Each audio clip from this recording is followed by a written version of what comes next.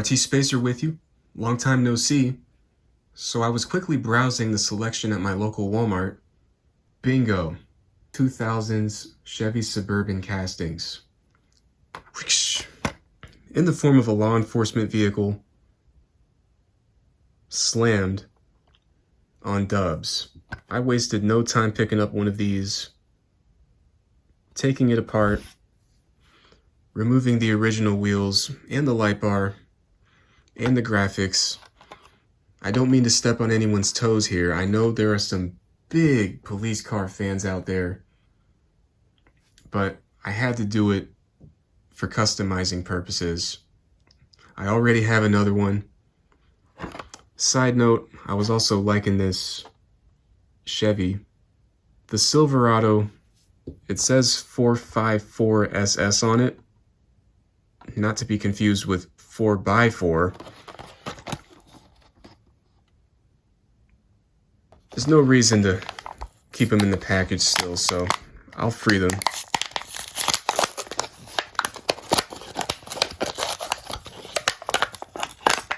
They're not made with interiors, but it still looks realistic. A lot of vehicles these days with fully blacked out windows.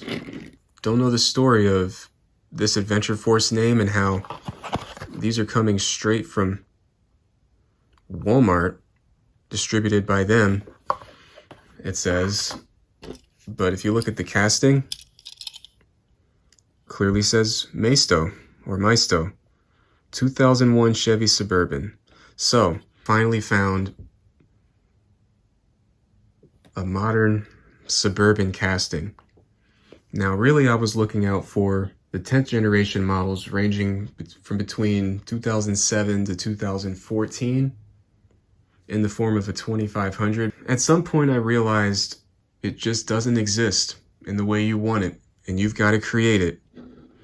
To me, there was no real epic multi-step process behind what I did next. Attach all of these mods.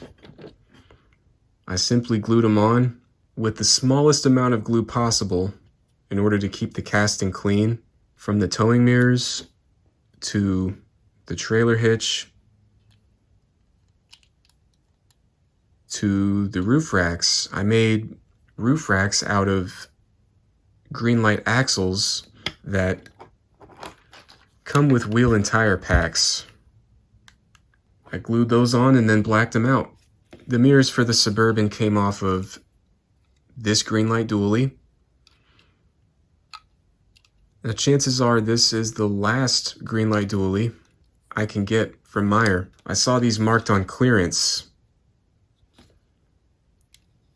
Not too happy about that. I'm always asked where I get my trucks and trailers from. I'd say at least 70% of my collection came from my local Meijer. I'd say the next best store to go to, that you can physically go to, as opposed to the online stores, is Hobby Lobby. Believe it or not, these are Maisto wheels, or Maisto wheels. Again, no epic multi-step process behind it. I simply glued on these axles. I didn't really feel like doing much more than that, and also, I was going for the lift of a typical 2500. I didn't want it sitting much higher than that. I don't mean to upset anybody, but that's what I like the best, is the lift of a typical 2500. To me, it's already lifted, and it's made to drive that way from the factory. That's pretty much it. One thing I can't quite replicate here is the weight distributing hitch. What you see here is the more common weight carrying hitch. The real world custom that inspired me to do this uses a weight distributing hitch. So there's two additional spring arms that must be connected, not to be confused with sway control bars, like I said in that earlier video. That little mistake all this time, I'm surprised nobody else caught that. I also see Greenlight did make an old school Suburban dating back to the 80s or 90s. Okay, that's looking pretty good. I would love to see manufacturers of diecast cars create something like this.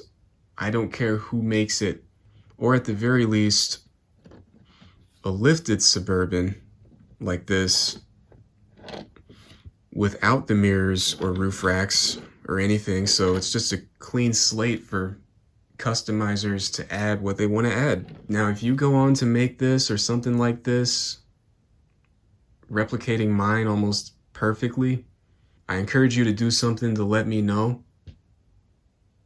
Tag me on Instagram or here on YouTube. Don't stop making videos because I might catch it, man. I just might see it, and it's things like this that make my day. Sometimes the spotlight's on you to get it done. Doesn't exist the way you want it, you've got to create it. It's RT Spacer.